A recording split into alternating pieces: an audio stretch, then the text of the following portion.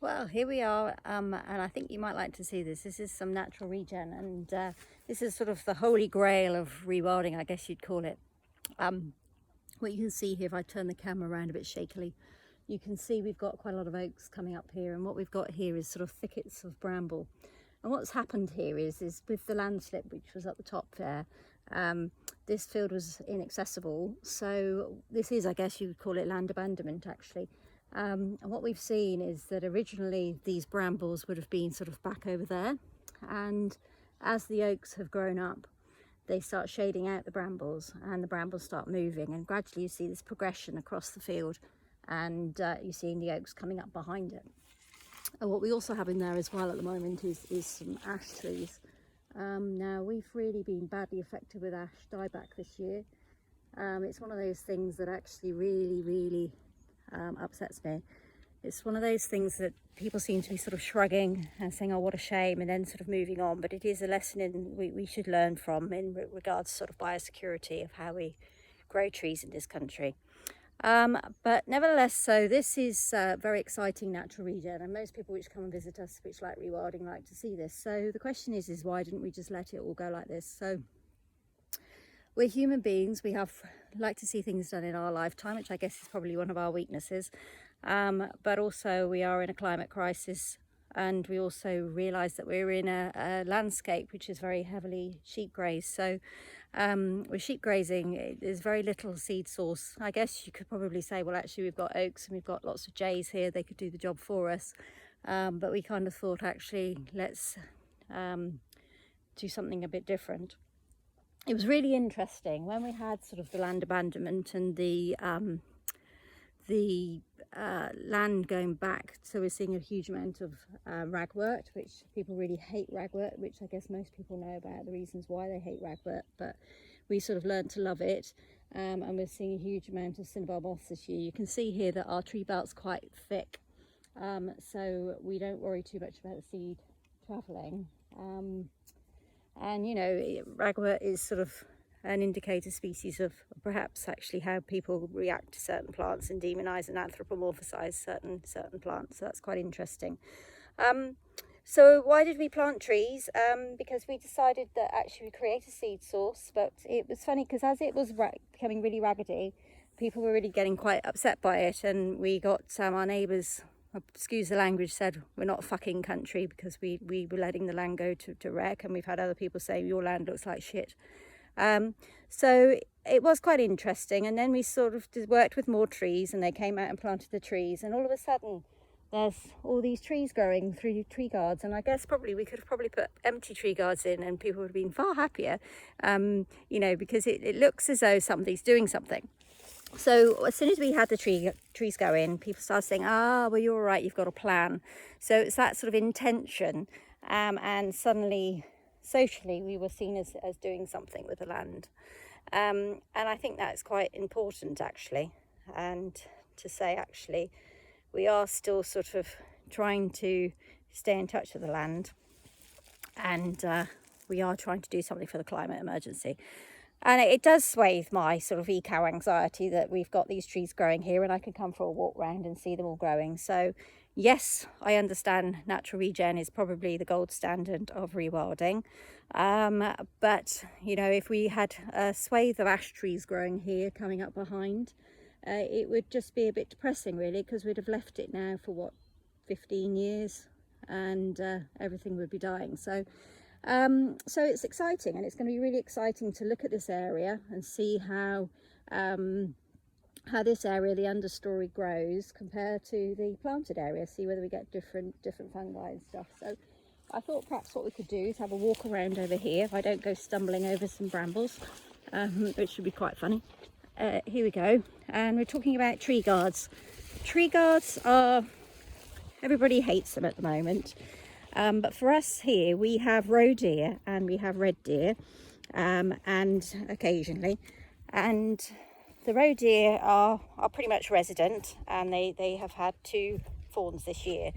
And if you can see here, this is quite a good example. This is a birch tree which we've left, and you can see this is basically what's happened to it. So the deer has browsed it, barked it, And yes, we've got some new growth coming up behind, but as you can see, it's a bit of a sorry state of affairs. So we do use tree guards. But as I was chatting to somebody once, they said actually tree guards aren't single-use plastic. They get used every single day, and they protect the trees and allow them to grow.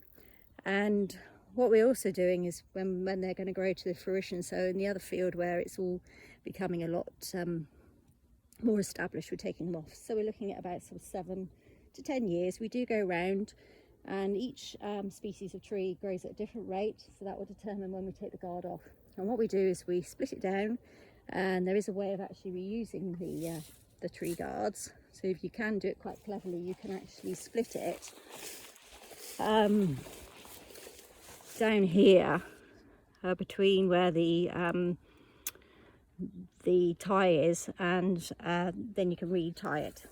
So also as well, we're working with Devon Contract Waste, and we've just got in discussion about recycling our tree guards, which is exceedingly exciting. There we go, here's another browsed birch here. So it's one of those things that I'm quite comfortable with, actually. Yes, it's not ideal. It's the situation we're in. The only alternative, I guess, is to shoot all the deer and then probably pay for a very expensive reintroduction project at some point in the future. But we love having our deer here, and they do, they do have a really important role to play. So what I thought I'd also talk about today is sort of the theories behind rewilding. So you've got your cores, which we talked about in the other video. We've got the corridors, and we've also got the coexistence. So today I thought I'd touch on the corridors, or I call it connectivity really, because I think the absolutely exciting thing about rewilding is the connectivity. And we've had the Wildlife Trust come here and got very excited. We have some quite exciting butterflies. But actually, it's not about micromanaging the landscape anymore. It's about saying, actually, we need to work with our neighbours about creating a habitat there for those interesting butterflies to move to as ours develops and changes and as the canopy closes over. So when we get the herbivores in here, we'll be getting bashed around. Some of these trees will get bashed around. What we'll see then is that hopefully these precious species that we have here, like dormice and things, will have places to go. So connectivity is about connecting landscapes, so that's what we're doing at the moment. Our neighbour is in the process of going through the same process as we are, so instead of us having 16 acres, we now hopefully have probably be about 30 acres all in all. And then we're hoping that we'll be able to sort of open up the barriers and allow, if we get the herbivores in, to be able to roam between us. So it's really exciting times really about connectivity. It does mean you have to talk face to face and have some embarrassing conversations and go and find out who your neighbours are, which is not necessarily always easy nowadays. If you look back to when my great-grandmother lived here, she would have known who owned the fields around, because she would have gone to church, she would have had harvest suppers with them, and also sort of, if they were a bad farmer who weren't very good at keeping their animals, it would have been a bit of a social pariah. Nowadays, there's sort of people are driving around in their tractors. They don't understand or know who their neighbours are. So it's really important that you can work together as a team, really. So connectivity is really crucial, but also we're talking about a different level of connectivity. Yes, we can understand if we had pine martens here, we need them to be able to connect through to the landscape. But what we're also talking about is the connectivity of everything that lives here. And there's some really, really fascinating research, as we know about, from Susan Samard, who did that wonderful bit of research in Canada about mycorrhizal networks, and obviously Merlin Sheldrakes and Tangled Life, talking about how it's all connected. And I think we really are completely scratching the surface of how things are connected and how these trees will grow together. Whether we've planted the wrong tree next to the wrong tree, we don't know. All those sorts of things are really exciting, and I think are really fascinating for young people coming through looking for a career in landscape restoration, is actually working out how these things relate. For instance, we've got brown hair-streaked butterflies here. They lay eggs in blackthorn, and then they spend a very short period of time up into the canopy of ash trees. And obviously with ash dieback, how is that going to play out will these brown hair streaks be able to use a different tree, or, you know, will we see the loss of those as well? So I think it's really important, and I think really sets it apart from traditional ecological management, is actually learning about how the landscape works together, how different players fit into this, what proxies we could use. And I think there's sort of a danger of us all trying to do micro neps and saying, oh, we must follow a playbook, because it might be that if we all use different proxies, and this is what we're seeing across the ridge, there's some I'll talk about tomorrow with Devon Wildland, is we're all doing things slightly differently, which is actually quite exciting, because it might be that there is a better proxy. It might be that actually we could be using different animals, but also it's really important to see actually how these animals are returning and how they are using the landscape. So it's really, really exciting times. So when I look at this, I just see hope, and I'm sure maybe some of you will be looking at this thinking, oh God, tree guards, oh gosh,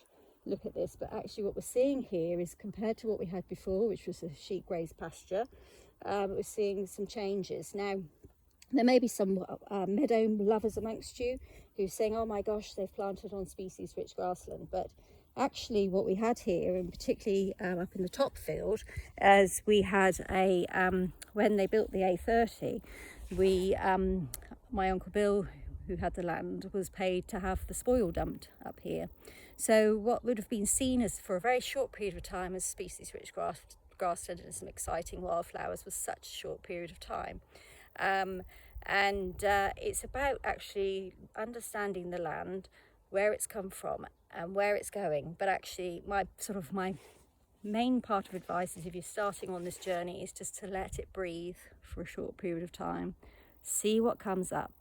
Don't go charging at it thinking I've got to do all this stuff, and say, actually, do you know what, we're just going to let the land see what happens, and then, you know, take those decisions yourself and see what would work for you and what would work for your lifestyle. Certainly topping this land or keeping sheep wouldn't work for our lifestyle. It's a future which hopefully my daughter can learn to love, and hopefully, you know, this is all she'll ever see, is trees growing on this land. So okie doke. So next video we'll chat about sort of where we're going with the future.